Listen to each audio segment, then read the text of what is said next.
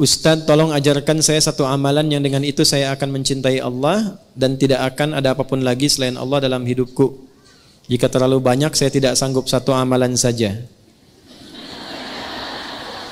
Alhamdulillah. Baik. Sudah? Sudah, langsung jawabannya dari Quran saja. Di Quran surah kedua, Al-Baqarah, ayat 222. Sudah? Quran surah kedua, ayatnya 222.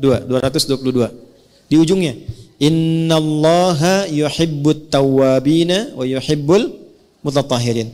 Allah akan sangat mencintai orang-orang yang senang taubat dan senang menjaga diri dari maksiat. Maka kalau Anda tanya amalannya apa, singkat saja, rajin istighfar. Sudah? Rajin apa? Istighfar dan menghindarkan diri dari maksiat. Itu jawaban Quran langsung supaya mendapatkan cinta Allah. Kalau mau latihan istighfar yang enak, lakukan sebelum subuh. 5-10 menit sebelum subuh. Itu ada di Al-Quran surah ke-15 ayat 18. Ada orang-orang yang rutin istighfar sebelum subuh tiba. Nama waktunya sahar. Wabil ashari hum yastaghfirun. Astaghfirullahalazim. Astaghfirullahalazim. Astaghfirullahalazim. Alladzi la ilaha illa huwal hayyul qayyum wa atubu ilaih.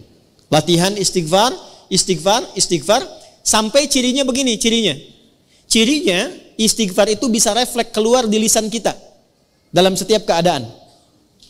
Nanti tiba-tiba mau minum bisa istighfar, mau makan bisa istighfar.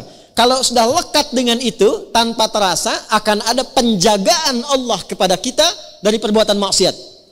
Mata nggak mau lihat kecuali yang baik, lisan nggak mau bicara kecuali yang baik, kaki nggak mau diajak jalan bu kecuali pada tempat yang baik. Nah, ketika sudah tercipta kondisi itu tandanya Allah sedang mencintai kita. Karena ciri pertama ketika Allah mencintai seorang hamba adalah menutup semua dosanya dan menjaga dia dari perbuatan maksiat. Itu ada di Quran surah ketiga Ali Imran di ayat 31.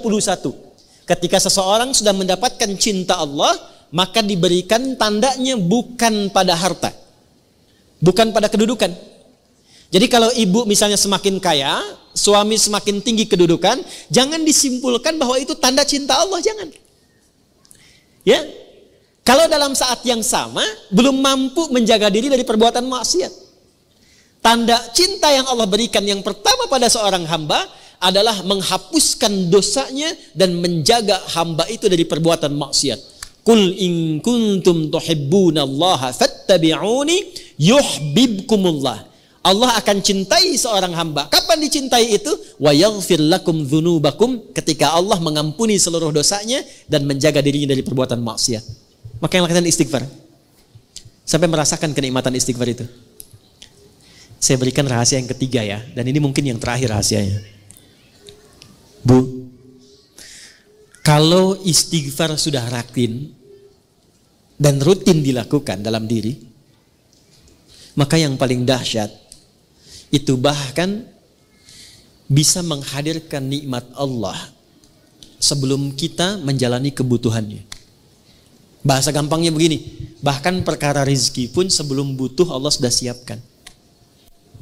Sampai ke titik itu. Ya, sampai ke titik itu. Makanya dulu banyak orang-orang yang kalau ingin menarik perhatian Allah, dia banyak istighfar. Atau punya hajat itu, ya sesuatu yang bahkan penting, itu istighfar. Saya pernah cerita nggak di sini kisah tukang roti dengan Imam Ahmad tuh? Pernah nggak? Kan ada seorang tukang roti itu rajin istighfar. Istighfar. Satu kali Imam Ahmad itu nggak tahu kenapa pengen jalan. Imam Ahmad bin Hanbal yang hafal 1 juta hadis, jalan, lalu jalan jauh, singkatnya beliau merasa lelah, istirahat di masjid, istirahat tiduran gitu. Itu oleh marbot masjid diusir supaya keluar dari sini katanya ya. Padahal itu imam besar karena belum tahu ini siapa, imam besar viral, diusir keluar. Istirahatlah di luar masjid, di pelataran. Itu sampai di luar pun diusir juga. Kata Imam Ahmad, saya istirahat sebentar. Enggak, Anda keluar. Ya, orang Arab itu kalau ngusir, pertama idhab, pergi. Kedua barwah, luar. Ketiga, rawah. Rawah itu maksudnya sudah jengkel. Kalau sudah jengkel, rawah keluar dengan roh-rohnya sekalian. Rawah kan. Itu Imam Ahmad keluar. Begitu keluar, lalu kemudian lewatlah tukang roti tadi.